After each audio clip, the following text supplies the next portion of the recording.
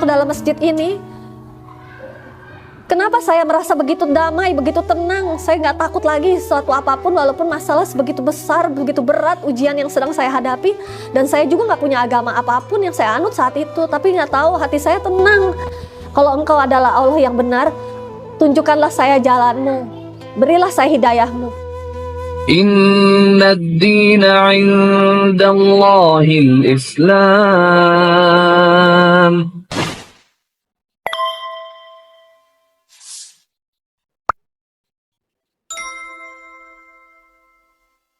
Assalamualaikum warahmatullahi wabarakatuh.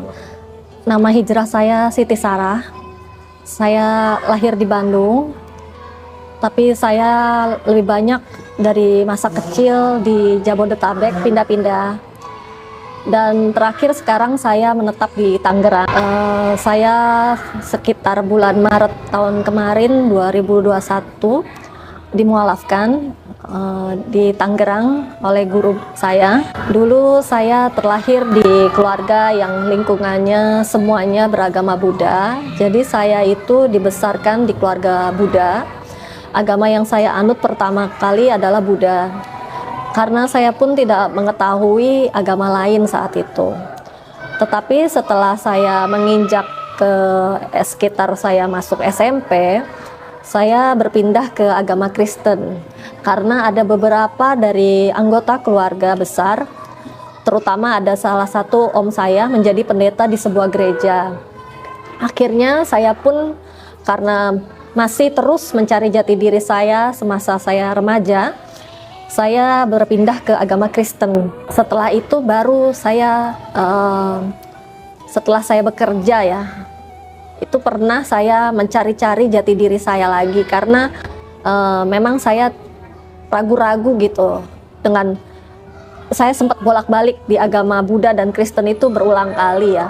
Saya sempat juga nggak punya agama juga pernah ya, beberapa tahun ya, karena dengan keadaan kehidupan dan tekanan dari keluarga, dengan lingkungan kehidupan yang saya merasa hidup itu begitu berat. Dan saya juga nggak tahu, saat itu saya nggak tahu saya harus ke Tuhan apa yang bisa menolong saya, dan saya tidak menemukan itu semua di agama lain, nggak mendapatkan ketenangan jiwa, ketentraman batin. Dan saya baru menemukan kedamaian itu setelah saya mengenal agama Islam. Sewaktu saya di agama Kristen, saya tuh sempat karena saya begitu besar keinginan untuk mempelajari suatu agama, terus saya ingin merasa ketentraman jiwa, saya sempat mengikuti semua kegiatan aktivitas ibadah gereja yang selain di hari ibadah hari Minggu. Saya tuh aktif di ibadah wanita muda, ya, terus ada lagi kegiatan ibadah dewasa muda, ada lagi kegiatan profesional. Jadi ada komunitas-komunitas yang seperti itulah di dalam gereja, kebaktian di luar hari Minggu yang sebetulnya tidak wajib, tapi saya pergi hanya untuk mendapatkan apa yang saya tidak temukan selama saya mencari ini Tuhan Yesus itu apa sebenarnya, apakah bisa memberikan apa yang saya cari di dalam hidup ini gitu. Karena begitu besar keingintahuan saya dalam suatu agama yang saya anut, saya memikirnya begini, supaya saya bisa mendapatkan ketenangan jiwa, saya berpikir bahwa saya harus mempelajari kitabnya agama Kristen, yaitu Alkitab. Dan saya benar-benar bersungguh-sungguh setiap hari itu mengikuti. Bahkan di gereja-gereja itu kan suka diberikan ya 365 hari punya bacaan. Saya ikut itu.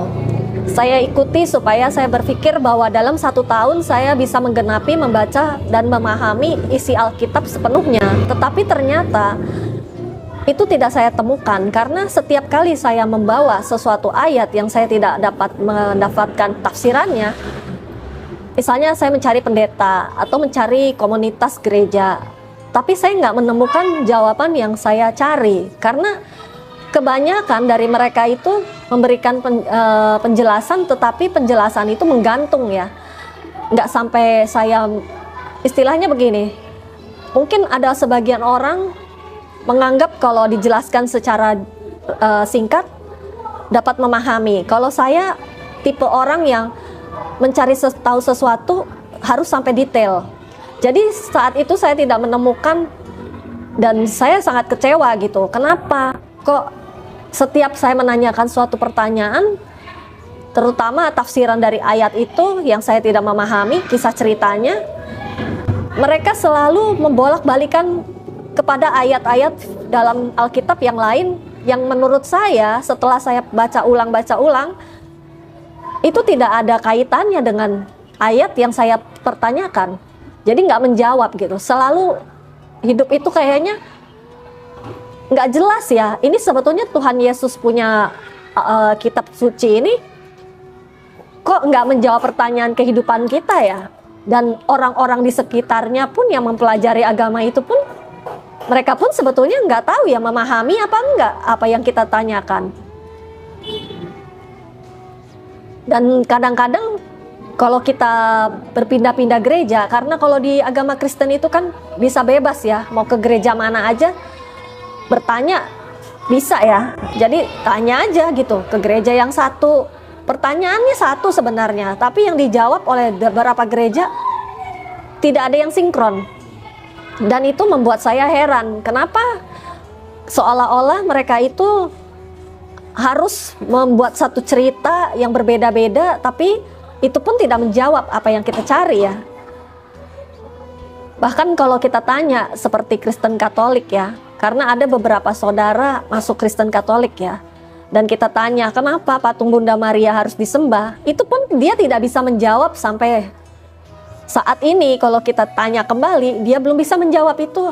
Sedangkan itu adalah agama yang dia anut semenjak dia dari bangku SD. Dan dia sudah dewasa. Harusnya kan orang yang sudah punya pengalaman di satu agama lebih dari 20 tahun, masa dia tidak memahami agamanya? Saya punya kakek saya pernah jalan sama saya. Saat itu hujan besar terus banjir ya. Kita melewati satu kelenteng. Dan secara spontan kakek saya sempat bilang begini, oh kalau banjir manusia yang ada di dalam kelenteng itu harus mengangkat semua patung-patung itu, memindahkan ke ruangan dan tempat yang lebih tinggi. Berarti Tuhannya kita saat itu, kalau kita di agama Buddha, Tuhannya kita pun tidak bisa menolong diri kita sendiri katanya. Tuhannya tidak bisa menolong dirinya sendiri katanya.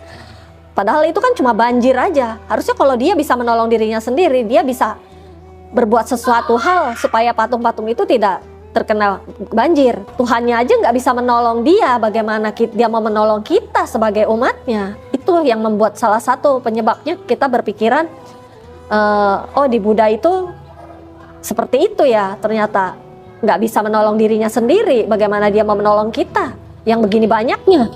Dari kecil itu sudah dibesarkan dengan pemikiran bahwa Islam itu bukanlah suatu agama, bahwa orang Tionghoa itu sebaiknya menganut agama lain selain Islam. Dan rata-rata hampir semua keluarga Tionghoa itu tidak memperbolehkan adanya anak cucu ataupun keluarganya masuk ke dalam agama Islam, karena semua orang berpikirannya negatif. Jadi di awal-awal itu saya nggak punya pandangan apa-apa tentang Islam, hanya taunya oh kita nggak boleh masuk agama Islam. Itu udah satu yang pasti ya. Yang kedua adalah dimana kita selalu saat bertanya, oh kenapa ya orang itu berpakaian seperti itu, keluarga kita pasti selalu memberikan jawaban dan komentar-komentar yang negatif. Sedangkan mereka sendiri sebetulnya mereka pun tidak memahami apa yang umat Islam lakukan dengan pakaiannya, dengan caranya mereka beribadah. Mereka hanya memberikan gambaran yang ada dari entah dari mana itu, mungkin dari leluhur, semua itu udah turun-temurun bahwa Islam itu seperti ini gitu. Padahal mereka tidak memahami Islam itu seperti apa. Dan perjalanan saya menemukan Islam itu benar-benar sulit, karena berulang kali di dalam hidup jatuh bangun nggak ada gitu yang mengarahkan saya kepada Islam sebetulnya. Tapi sebetulnya saya itu sempat berpikir juga beberapa kali bahwa saya ini dibesarkan di lingkungan yang mayoritas Muslim. Bahkan dari kecil pun walaupun saya bukan orang yang biasanya tinggalnya, harusnya kalau orang Tionghoa itu kan tinggalnya harusnya di lingkungan orang Tionghoa lagi, tapi saya enggak, saya tinggal di lingkungan di Jakarta Timur, di daerah Pramuka situ, itu kan mayoritas Muslim, dan tetangga saya begitu banyaknya tetangga yang begitu baik itu, semua itu adalah orang Muslim yang tanpa saya sadari bahwa anehnya gitu. Saya tuh sebetulnya udah berapa kali dari masa kecil juga banyak bertemu orang itu yang lingkungannya itu memang mayoritas bukan lingkungan Tionghoa saya itu. Jadi saya memang dari kecil walaupun punya teman orang Tionghoa lagi banyak, cuman tetap aja lingkungannya itu sebetulnya dari kecil itu sampai saya dewasa itu sempat semuanya itu saya perhatikan. Bahkan di lingkungan kerja saya bertemu orang-orang itu yang hampir semua yang selalu ada untuk saya itu adalah dari golongan Muslim. Yang aneh gitu, kadang-kadang saya suka berpikir gini, dulu banyaklah yang saya pikirkan yang keanehan-keanehan, kayak saya orang Tionghoa, keluarga saya besar, tapi kenapa ya nggak ada satupun dari keluarga saya yang menolong saya di saat saya membutuhkan pertolongan, tapi mereka yang saya tidak kenal adalah orang-orang yang sebagai teman lewat dalam hidup saya, tapi teman rasa keluarga gitu. Dan semuanya itu orang Muslim gitu. Bahkan sampai saat ini, di saat setelah saya tidak diterima oleh keluarga saya, diasingkan, akhirnya saya merantau ke Tangerang pun. Bahkan saya ketemu orang-orang yang saya nggak pernah kenal. Bahkan guru saya yang menolong saya begitu banyaknya, jasa beliau dalam hidup saya selama saya di mualafin, itu saya nggak pernah gitu, nggak pernah menduga bahwa akan bertemu orang yang sebegitu baiknya, yang tidak minta balasan apapun, yang dengan ikhlas menolong saya, membantu saya supaya saya bisa balik ke jalan yang benar. Jadi saya itu dulu sempat lewat ya di Masjid Lautse Pasar Baru ya, Jakarta. Itu mereka lagi sholawat badar.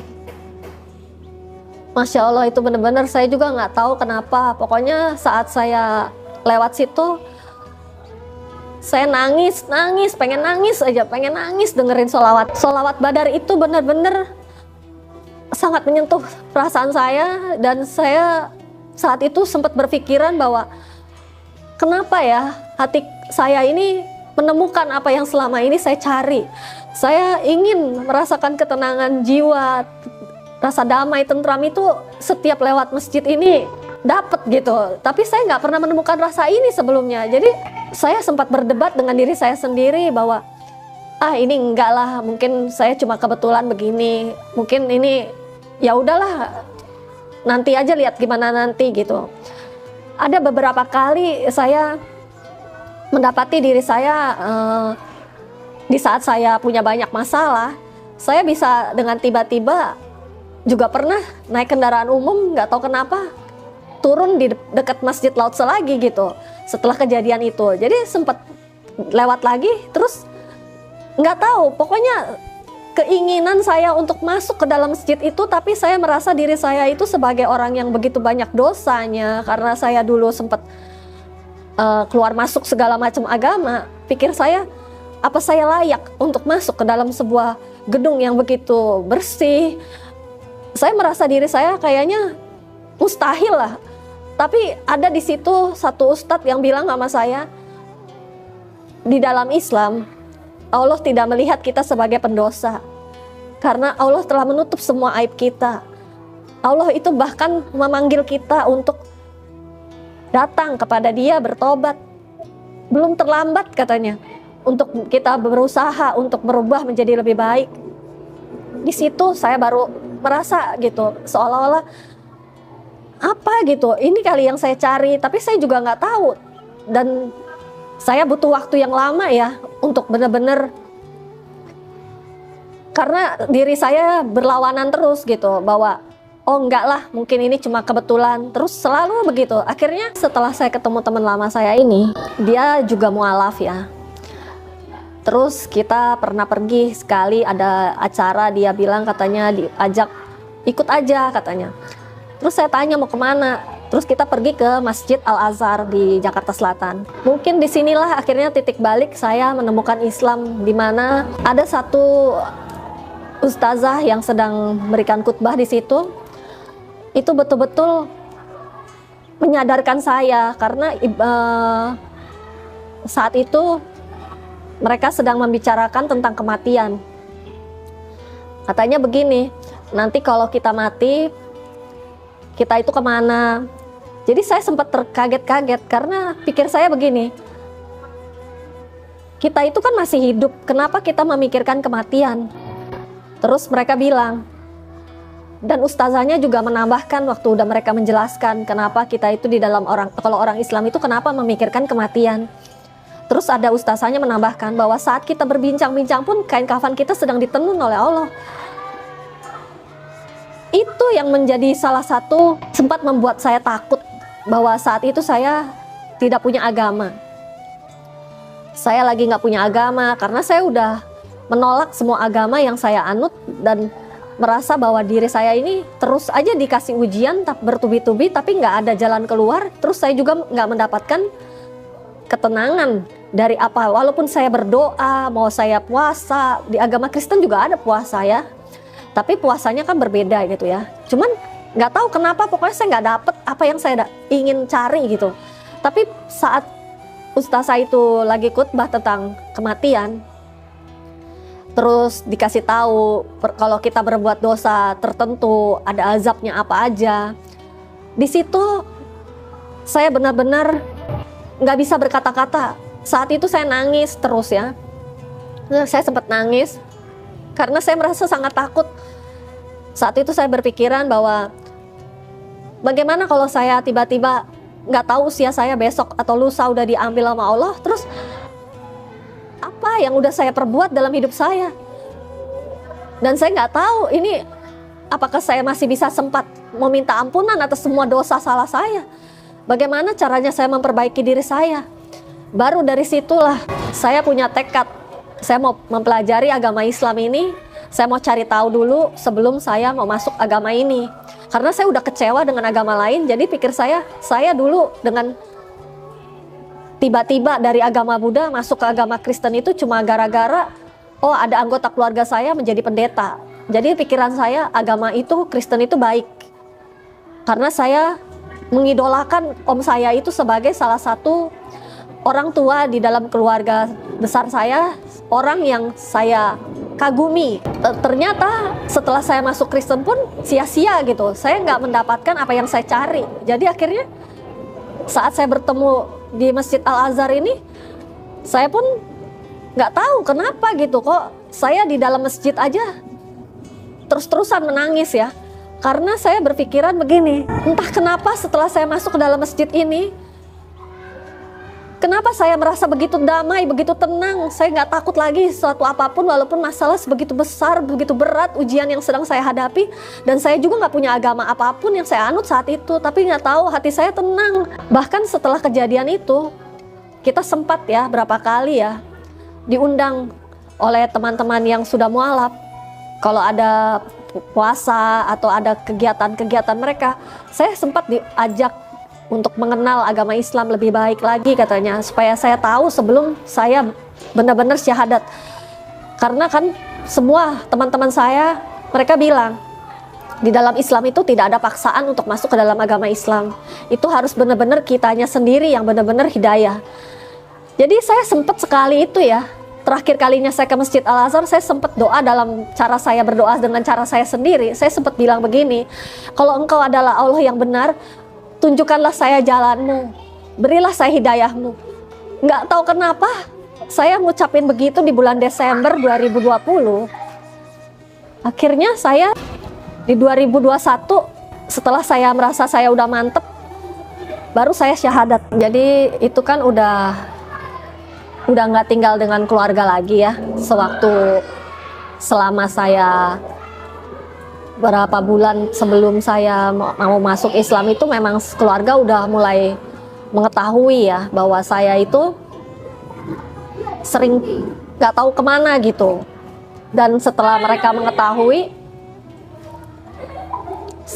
mengetahui bahwa saya itu mau mempelajari suatu agama lain yang mereka pun tidak suka.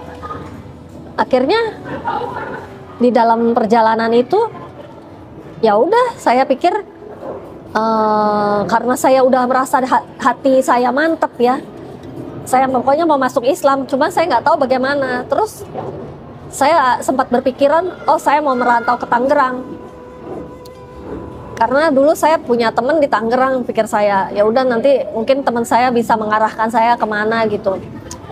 Terus setelah saya ke Tangerang, dari teman saya ini itu saya sama orang tua teman saya diangkat jadi sebagai anak angkat.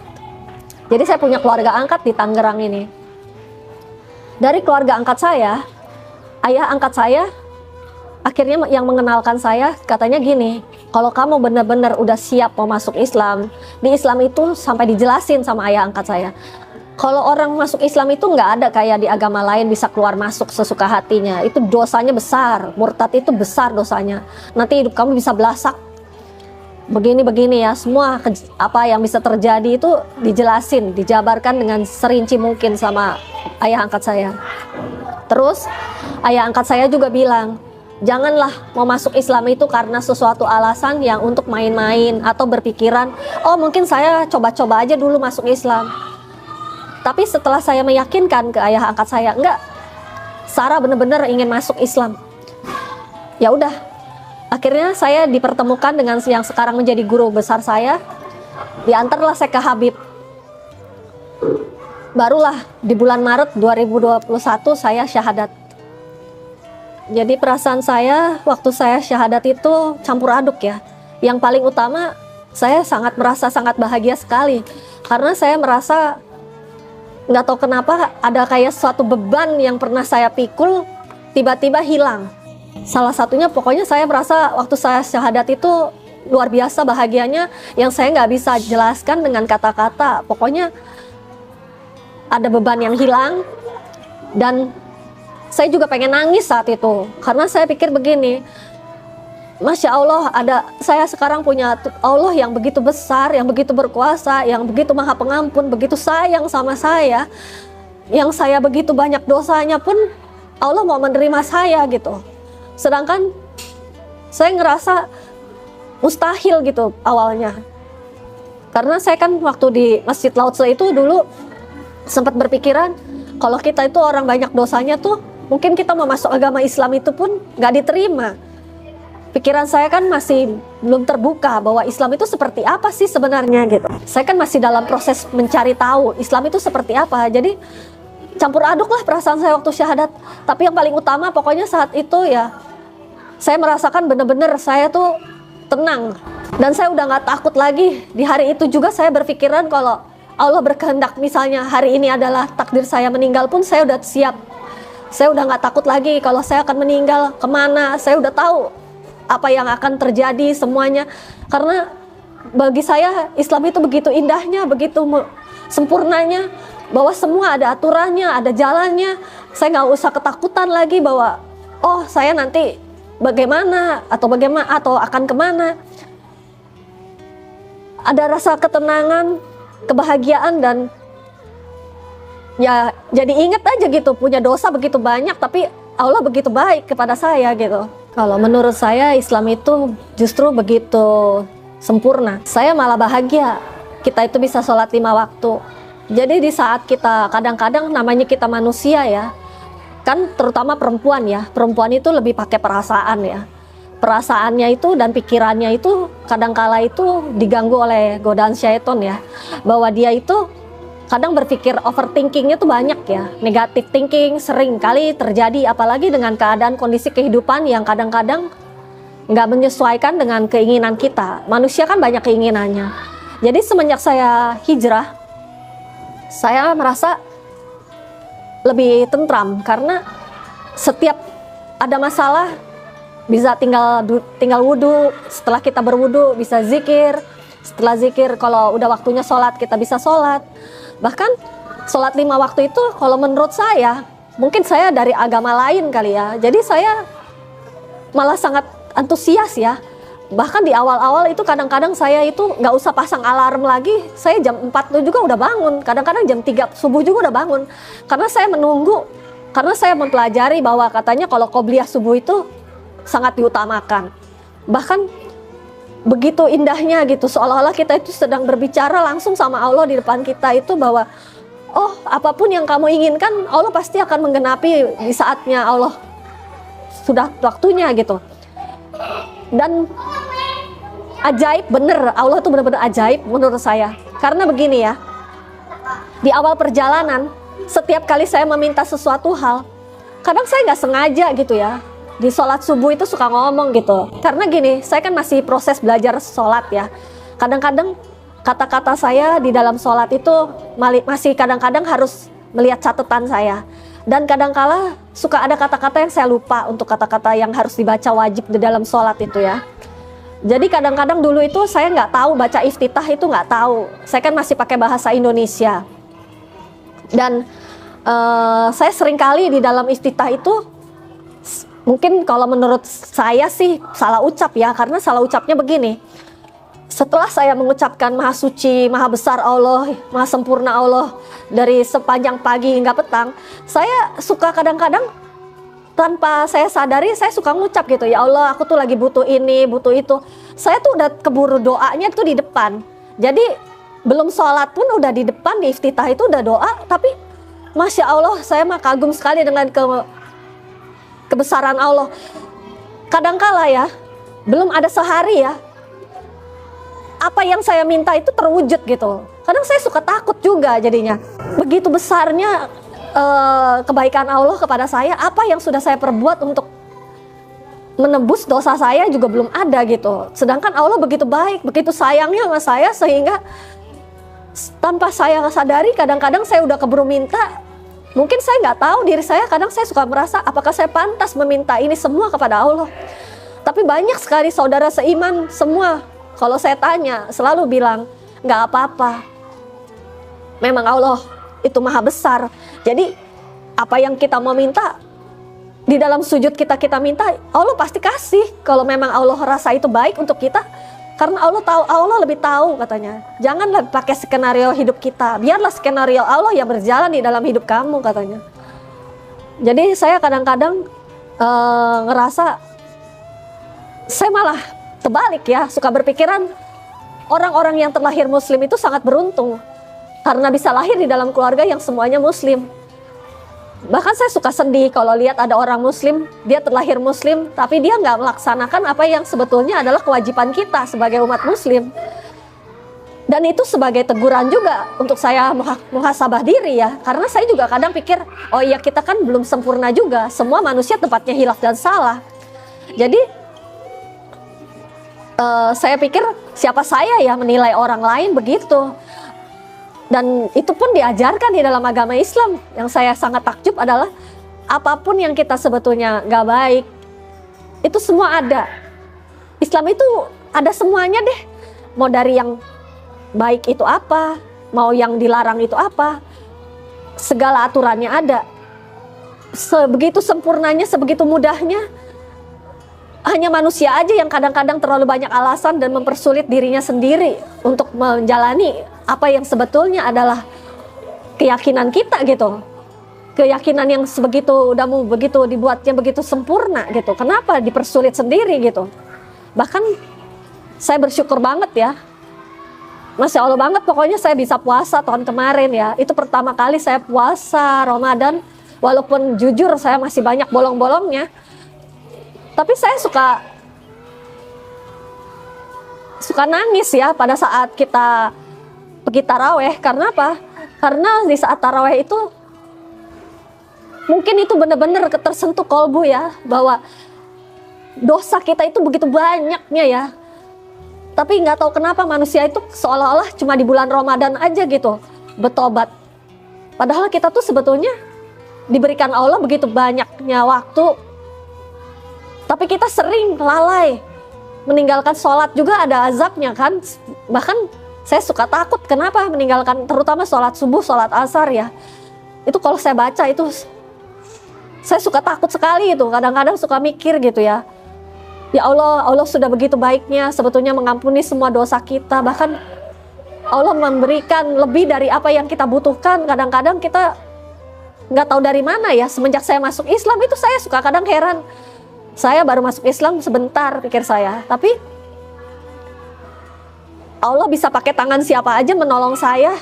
Yang padahal kita juga saudara bukan, saudara enggak. Tapi mereka itu dengan tanpa pamrih, dengan begitu tulusnya menolong kita gitu.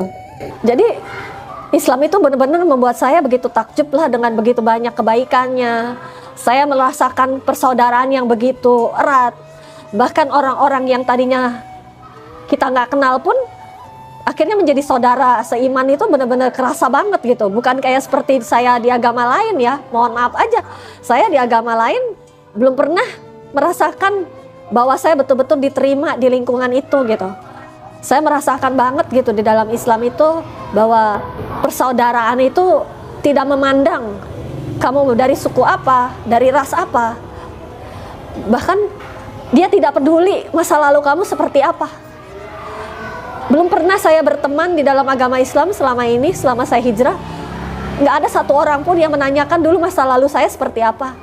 Mereka hanya melihat saya, apa saya sekarang ini dan bagaimana saya mau menjadi lebih baik. Itu aja yang mereka lihat. Dan mereka banyak sekali memberikan nasihat kepada saya. Kenapa kalau udah masuk Islam itu katanya seorang mualaf itu sungguh beruntung karena kita itu katanya bersih lagi. Sedangkan saya kadang-kadang tanpa mereka sadari sering menangis. Setiap saya sholat saya sering menangis. Kenapa? Karena saya merasa begitu berdosanya kepada Allah dengan dosa-dosa yang telah saya buat dulu.